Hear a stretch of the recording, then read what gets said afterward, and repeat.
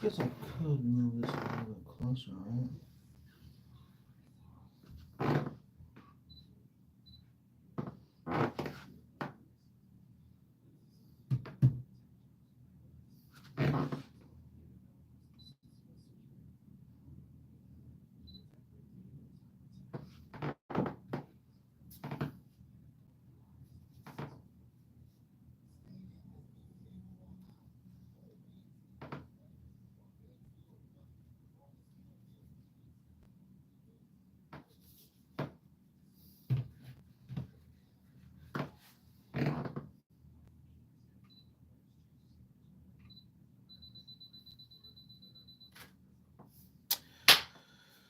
Doing some product photography for this brand that I'm working with. They just sent me a bunch of their products, and I'm gonna be doing like a um, floating images. And I set this up with some pretty cool stuff actually. The what's it called? A PCB board holder with little clamps on it, and that kind of holds the dowel together. And I've got a dowel here that I wrapped in green gaffer's tape, and then I added a thumbtack to the end of it. This one's all sticky because I've been sticking gummies through it. But I noticed that the red obviously casts, well, in hindsight it's obvious, but this cast a color onto the gummy itself. So I switched over to this guy over here that's a white thumbtack, and it doesn't leave a color. So I'm just sticking this in like multiple positions. And I guess they don't all have to be like flat, right? I can get some that are like turned.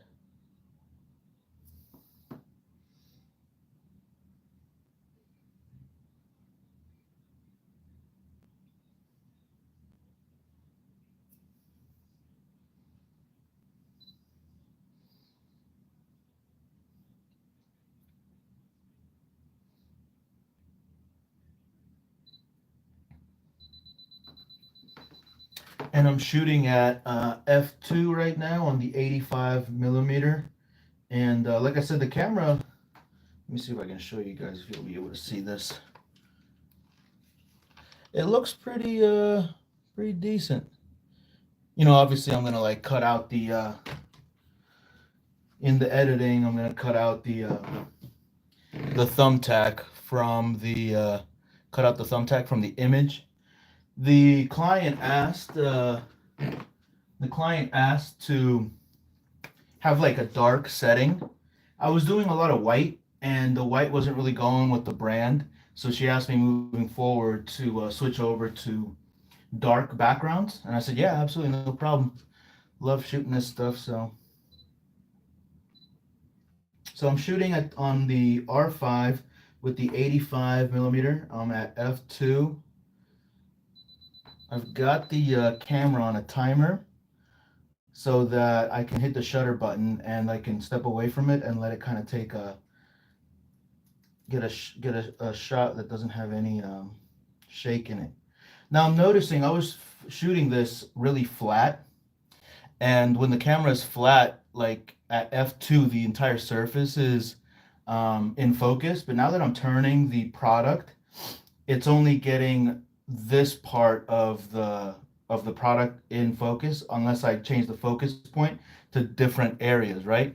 I don't know if you guys can tell what I'm trying to depict here, but I need what I'm trying to say is I need to increase the f-stop to like a 5.6 so that I can get more of the product in focus. Because if you think about it, you have like a flat plane where everything's in focus here, but when you turn it like this, you're like at a different plane. So this plane can be in focus, or this plane, or way back here, right? Kind of hard to tell. Show that on video. I think you understand what I'm saying. At least I hope so.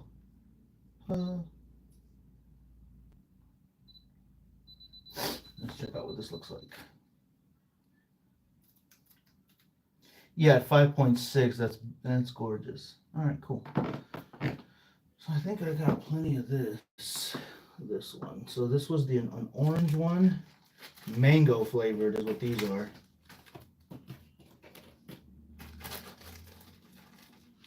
Move on to the next one.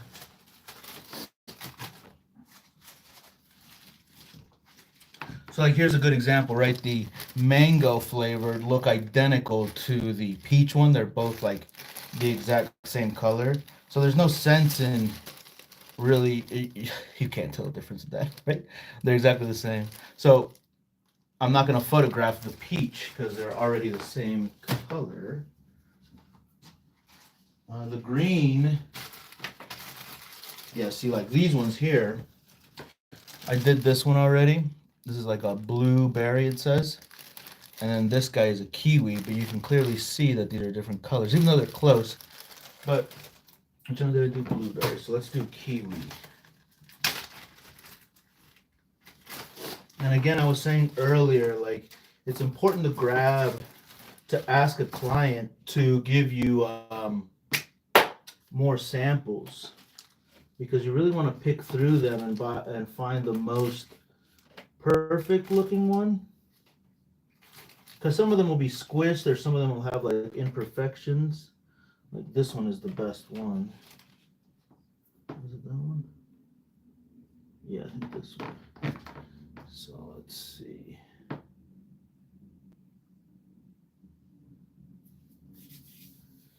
Yeah, so you want to make sure that the client provides you with enough samples of the product. What do you think? Green? Green, what is that? 105. Using the Amaran 1-foot light tubes. These things are fantastic. Expensive, but fantastic. 105.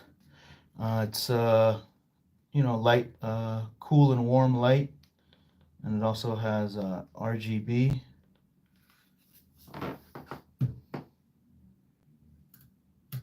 It's a little too strong. That looks better.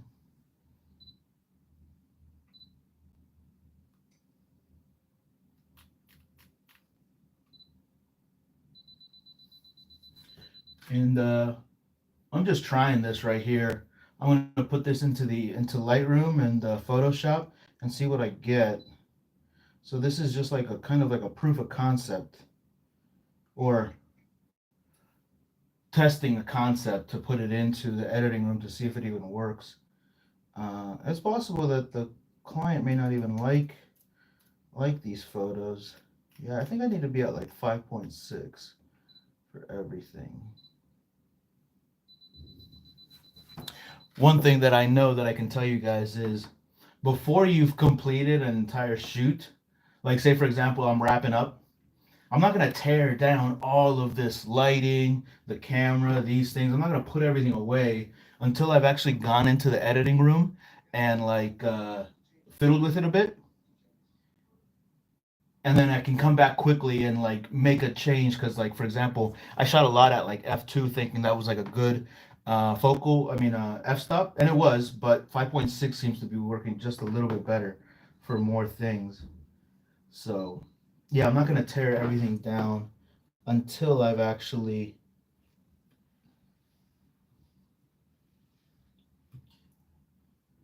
taken most of this stuff into the editing room.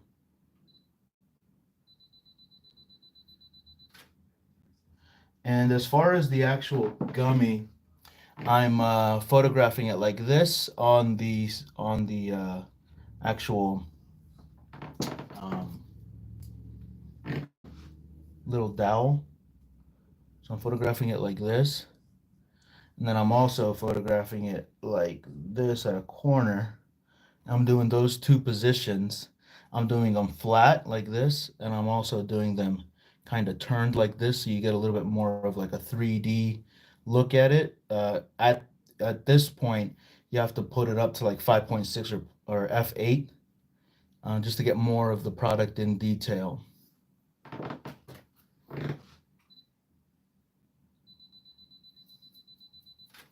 And then from here, once you have all this set up, it's really like an iterative process. Is you try a couple things similar in different variations, just so that you have enough to play with in the in the edit.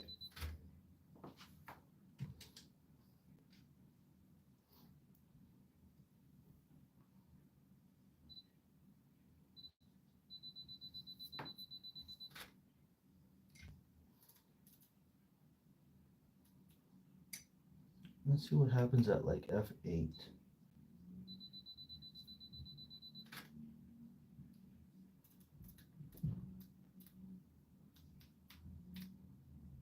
I think I like F8 and F5.6 because I don't need shallow depth of field. I need something totally in focus. Let's see what happens at F10. Shit, why not?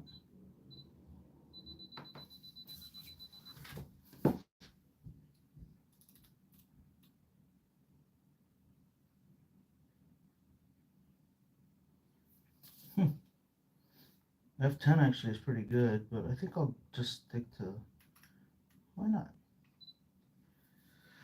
Okay, let's do this shot here.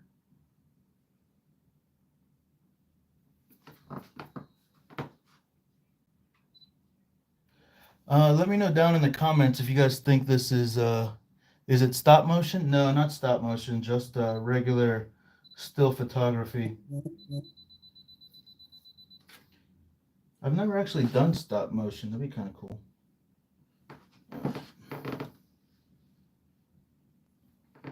What I plan on doing is,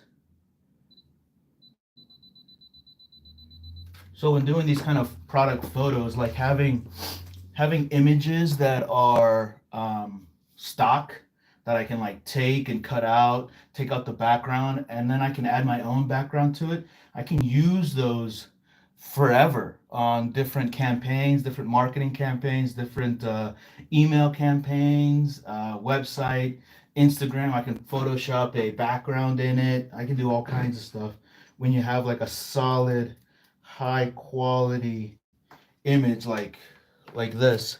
I don't know if you'll be able to see my image here, but when you have something that looks decent, you know, it's the product itself is, let me see if I can zoom you guys in. It looks super sharp. You can get real in there. So when you have this image and you put it into Photoshop and you cut out all the extra stuff you don't need, you could really do anything. You could add subtle movement in, like, you know, just a smidge, just to give it kind of like an effect of movement. And then I guess I could try like dropping stuff or like popping things so that it jumps up, and then put this camera at like 120 FPS. That'd be kind of cool. Maybe we'll do that. We'll do that at the end once we start wrapping all this up.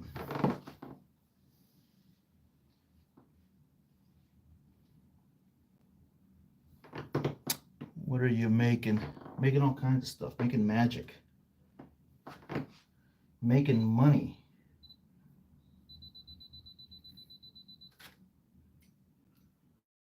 Making money.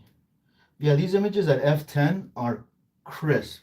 At F2, it just is a cool effect, but I need the entire thing to be in focus, right? So, all right. So I think I got enough of that. Like I said, I'm doing each shot at this, like this, and then so this is like at an angle, and then I'm doing it like, you know, flat like this, and then I'm doing each shot face on directly, and then I'm turning the gummy at an angle, like at a 45, so that I can get a little bit more depth. And I'm doing that on each side for each one, so it's like a total of 6-7 images. And if I can't get a good image out of 10 images, then something's wrong with me, right? Give me a thumbs up if you agree. Something's wrong with me. No, I'm just kidding.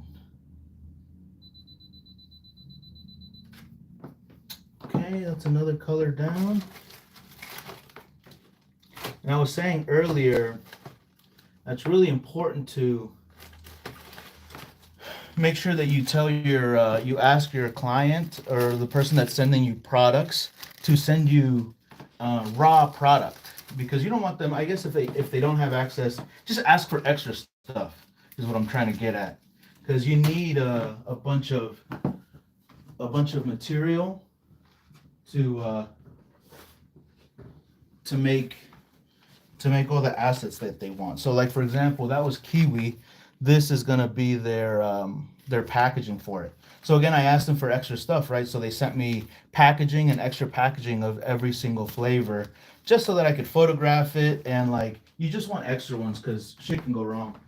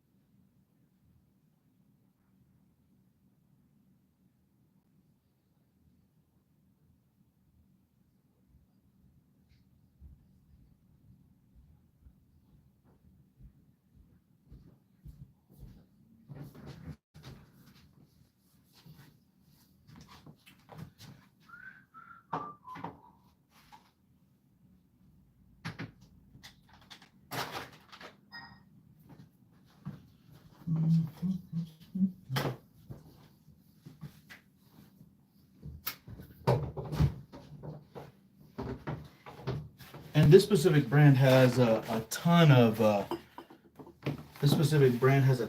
products.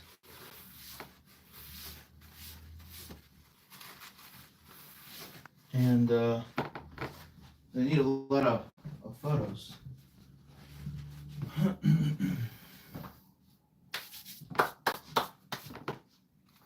That was Kiwi, I think. Yeah. Alright, next one is... Next one that we got is lemon. Lemon is yellow.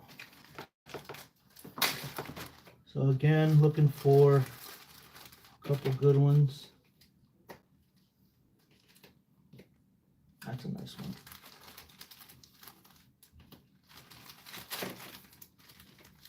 You want to make sure that you pick out the winners.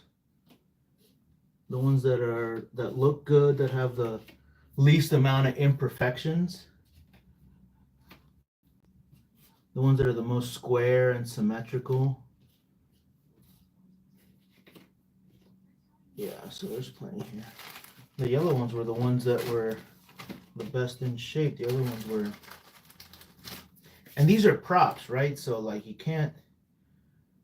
You gotta make them to be perfect. So when you ask a client to send you extras and they're resistant, you gotta really question that. It's like, why are you... I need them for photos. Let's see, yellow. Yellow is 60. I wish it had, you know, it'd be good on this thing if it had like a color scale. I guess it kind of ruins the look of it, but it'd be really helpful if there's a color scale that said from 0 to like whatever, and it told you where you want to be at instead of guessing.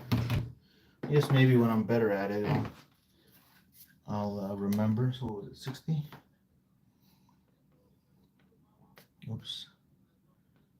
Yeah, 60 is like a yellow. That looks pretty good as a yellow. Let me see.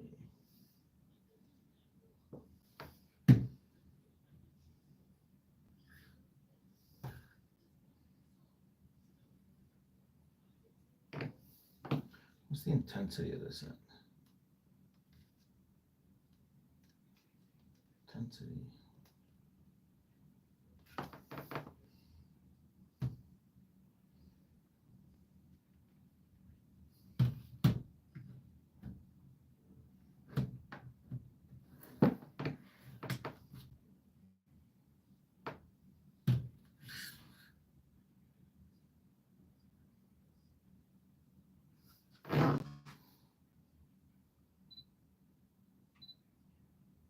I feel like every color looked just a little bit different. Like on some I needed the light to be standing up, and on some I needed the light to be laying down. On some I needed it to be closer, on some I needed it to be further away. All right, so that's a good F10. I review every shot because I want to make sure I get it before I move positions.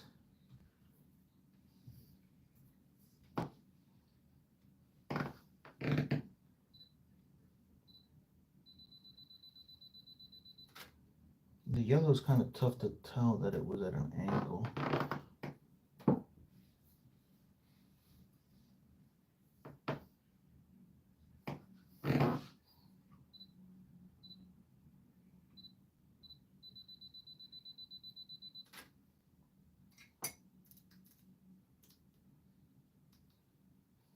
Yeah, this is a little cool.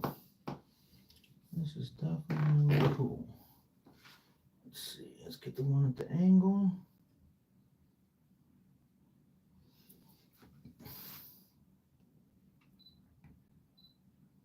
This is the straight on one.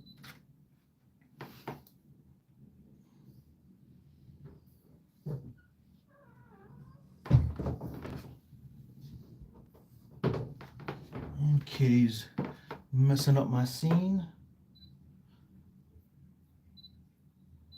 Let me know if you guys have any questions down in the comments.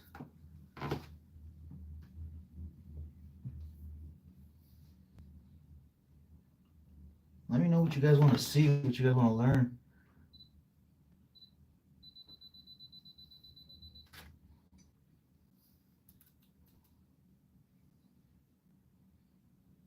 Yeah, it's pretty good. Okay, I think I got everything. The next thing that I'm going to do is get this into the edit without breaking everything down.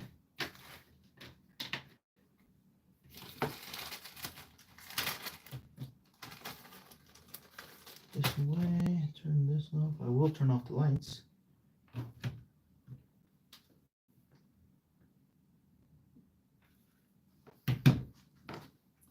And there you have it, guys. So I'm going to step off and get into the editing, and I'll bring you guys back on later on.